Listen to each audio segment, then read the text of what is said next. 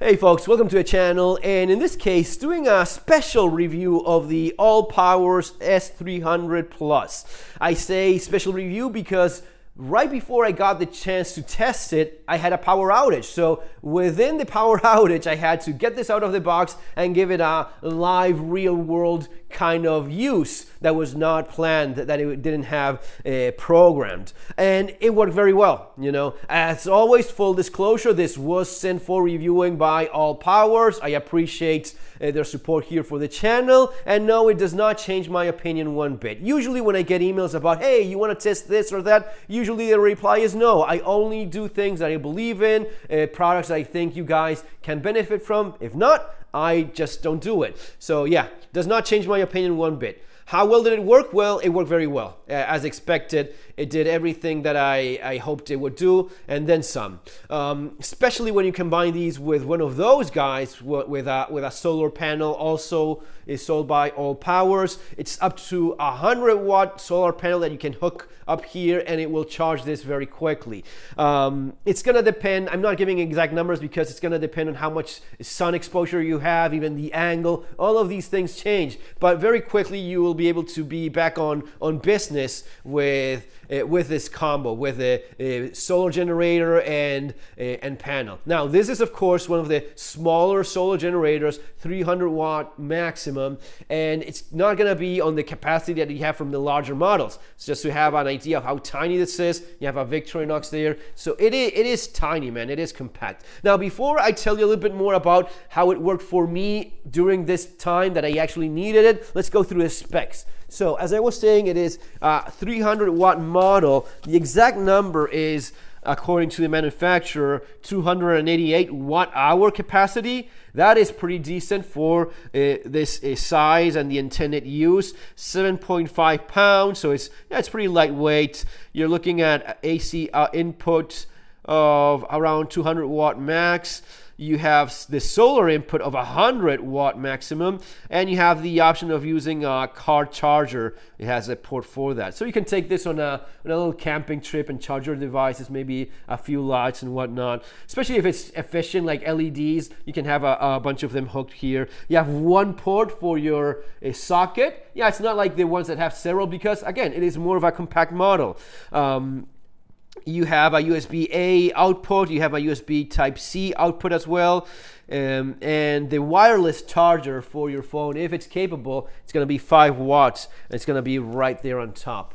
All right. Now, one of the things that I saw that was included here that you don't have in the bigger models is this light right there, which is clearly intended for, if there's a power outage and you need to power this thing, and you don't have a flashlight, which you definitely should, you have that. You have the option of using that. It has a couple models, and you have the strobe. Let's say you have this on the side of the road, something happened, and you just want to have something that maybe a little bit more blinky, and you're looking for help.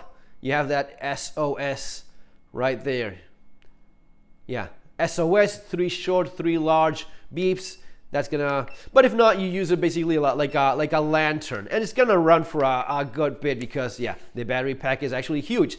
Guys, this is basically like a huge update on the smaller portable little battery packs that you use for your phones when on trips and so on. So in my case, again, I was happy I had this. I used it when I got it because I hadn't actually charged it. I didn't have the time to test it. It was around 70% charge, which is usually the way in which it ships, as to it's better for storage. It's not gonna deliver on 100 like you see it right now. This is me charging it. And if you're gonna store it, you want to store it about 70%. 70% or so is what you usually see batteries stored, so as to have it ready but not fully charged, which is maybe not ideal. Because I do have other solar generators, this one I hooked to my router for whenever I need it. And this is maybe the clue of who this is intended for. This is not for powering a drill or a heater or anything that's very power hungry. Again, it's gonna be 300 watt max. Keep in mind that many devices will peak at that. Let's say you have something that works at 100 watts, right? But what about the surge when it peaks, especially when starting? Well, that could be, if it's 100 watts, It's maybe gonna peak at 200, 200 something, 300 even, and that's as far as it goes in terms of what you can hook up here. This I see more about something for charging smaller devices. So you will have your phone, you will have your laptop, your tablets, all of these things the S300 Plus will deal with no problem. You will charge all of the phones and all of the tablets in the family, no problem. And when you have a little bit of light, a little bit of sun, with the solar panel, you charge it up as well. This can be a solution for an extended period of time for some of these critical gadgets, some of these critical devices. Now, you live in a very cold environment. No, this is not going to be used for heating or extended use in a refrigerator or something like that. It just wouldn't make a whole lot of sense. And let me tell you, the critical device, this is the critical device, right? Staying connected, going online, getting help, making phone calls, sending emails, going online to check the news, what's happening, when are you gonna see maybe help arrive or things getting fixed. That's gonna be critical. Staying connected these days is more important. I would also say that if you live in a very cold environment, probably you need to have a fire stove or a kerosene heater or something like that instead of counting on electricity.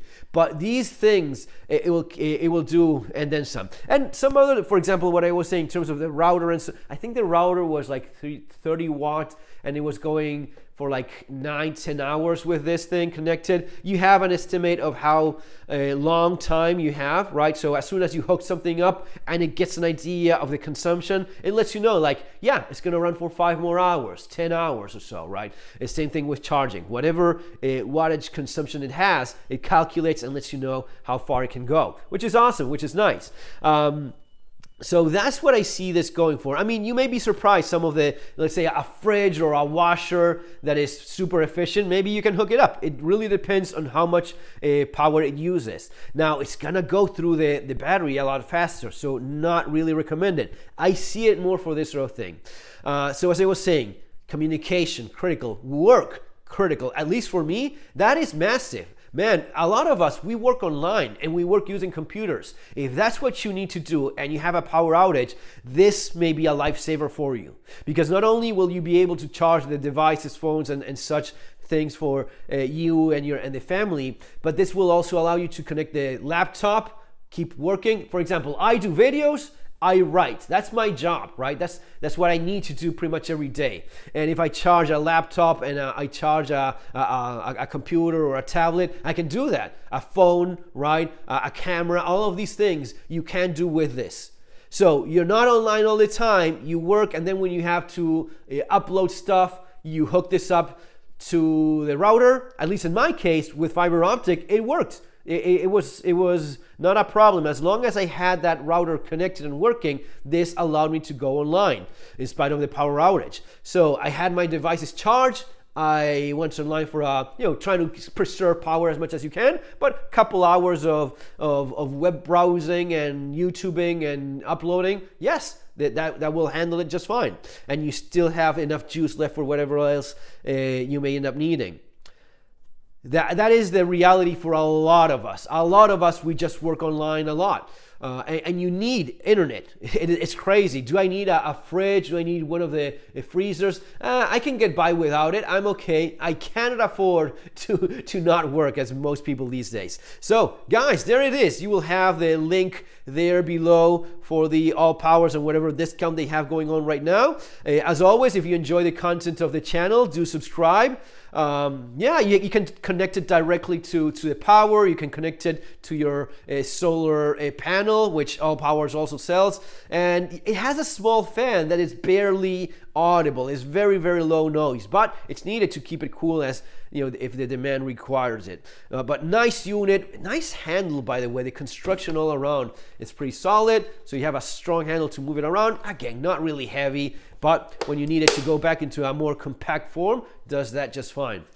Guys, links are below in the description of the video and first post in the comments, and links for my books as well, Street Survival Skills and Surviving the Economic Collapse. Very important given the economic context in which the entire world is right now. You definitely want to get that. And subscribe. You will have the link somewhere there below. All right, folks, see you next time. Take care.